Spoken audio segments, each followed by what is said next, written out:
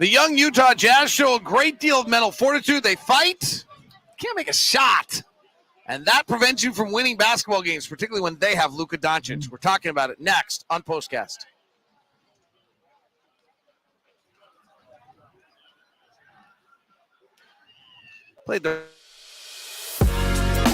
You are Locked On Jazz, your daily podcast on the Utah Jazz.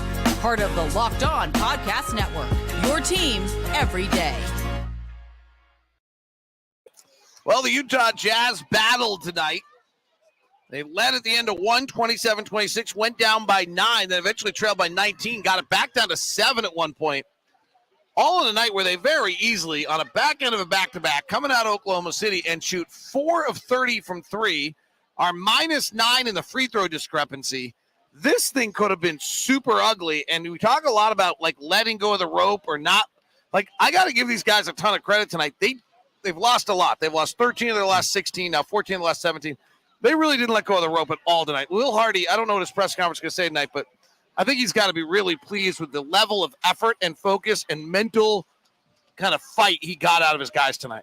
I totally agree with you, and I know we talked about this earlier about Jazz not finishing games. I thought they played pretty hard in the fourth quarter, but it's still that one quarter, the second quarter tonight, that puts them in the hole. And for a very young team, you get to the point where you're playing uphill, it's awfully hard to win it. I mean, the second quarter really is just not making shots. They lead by 1. They played a really, really good first quarter tonight.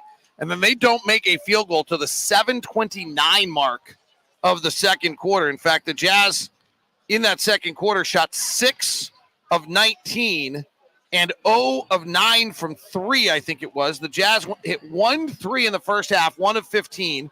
They missed 13 straight at one point.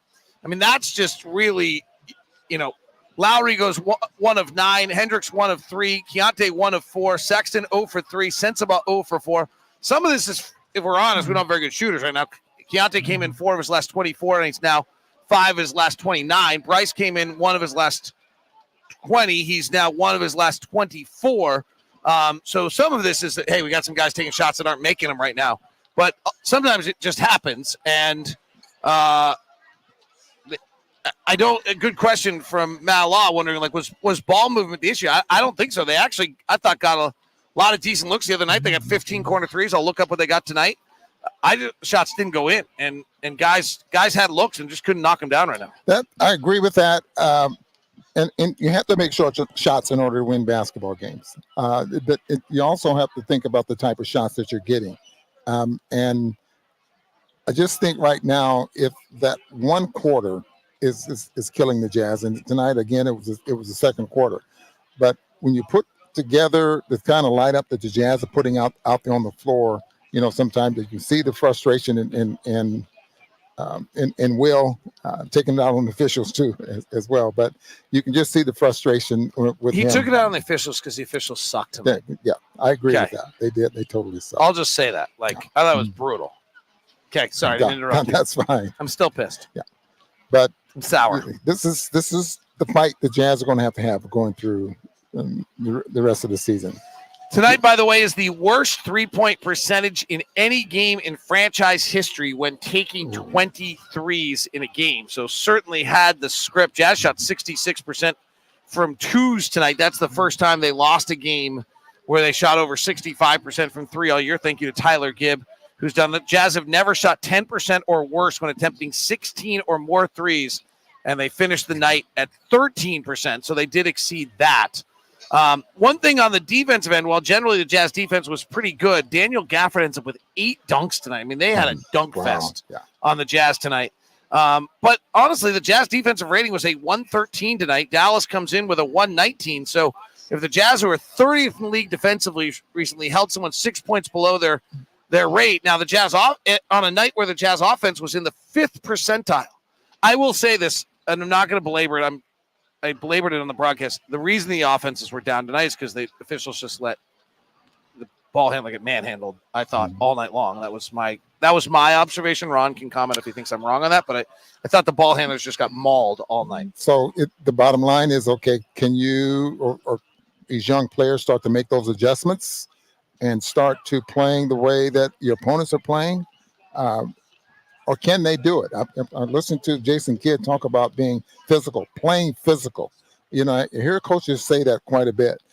I've always believed that if you're not naturally a physical person, then you're going to get fouls. You're going to create fouls because you're trying to be physical and it's not naturally. Oh, that's super interesting. Yeah. So can you teach someone to be a physical defender?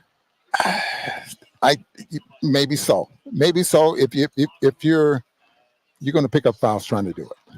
Oh, that's interesting. No, that's really interesting. You're either comfortable making contact with someone or you're not. Yeah, I agree with that. Oh, that's really interesting. I hadn't thought about that. It does. I mean, Jason Kidd made the comment before the game that he's basically told his guys to go play very physical, find out where the fouls are, and then react from there. And I hope that works for him. And he says, just said to some extent, because they're calling it like playoff basketball. Dallas did not have many fouls called. I think they had 9 in the first half, so they were playing very physical without foul calls. They found out where the whistle was, to their credit. Yeah, that's the key right there. Find out where the whistle's at.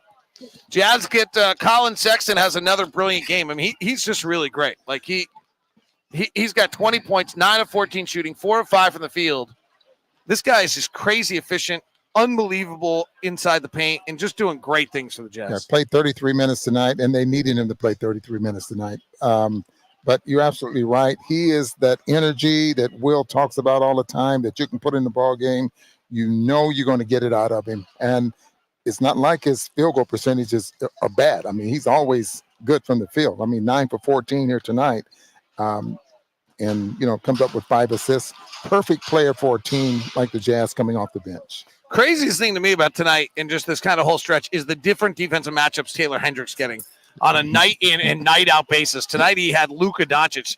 What do you think's going on in his head, and what do you think he's learning? He's on the fast track of trying to make him a good defensive player by putting him on these guys. And I can understand that, and hopefully he doesn't get so frustrated and he learns from it. And I hope Will's in his ear all the time about this is what you're going to be going through for the rest of your basketball career. And you have the ability, the length, you have the wingspan in order to be a pretty good defensive player. So you're going to have to learn these things. What do you think of Luka tonight? 34 points, 9 rebounds, 8 assists. I didn't think he dominated that much, but he did.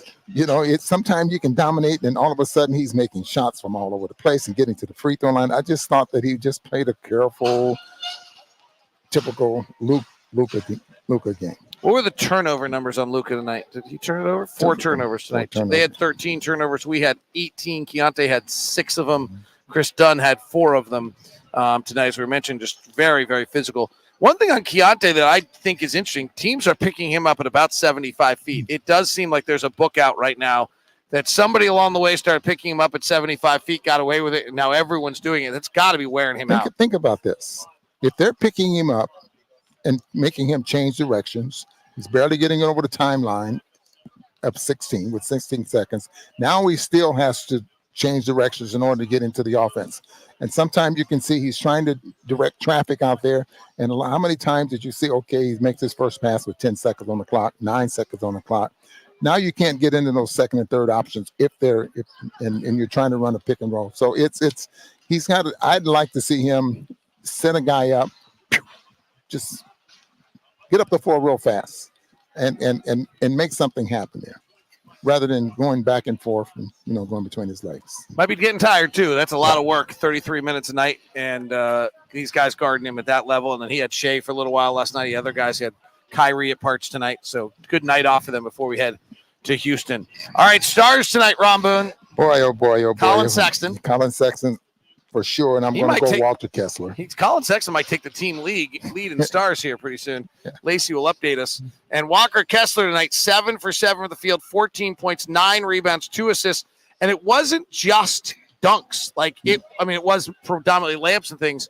But I thought you were impressed. A lot of plays were on the move, tough bounce passes, things like that nature. He caught a very low pass that was thrown by Keontae that I was impressed with. In traffic, he got down and picked it up, goes up and finishes at the rim. So the Jazz fall to the Dallas Mavericks, 113-97. All right, we've seen Denver, we've seen Oklahoma City, we've seen Minnesota, and we've seen Dallas. Denver's the best team you've seen, right? Yes, it is. Who's the second best team we've seen? Well, it's definitely not Dallas. I'm going to That's crazy. Oklahoma City? Oklahoma City probably right now. Okay. All right, that is Postcast tonight. We now send you the first ever 24/7 national sports stream, Locked On Sports Today. We've got all sorts of previews and reactions to March Madness going on Locked On Sports on the 24/7 national sports channel on YouTube. So go grab it. If you're listening on audio, it's on YouTube. It's also on Amazon Fire TV. Have a great night.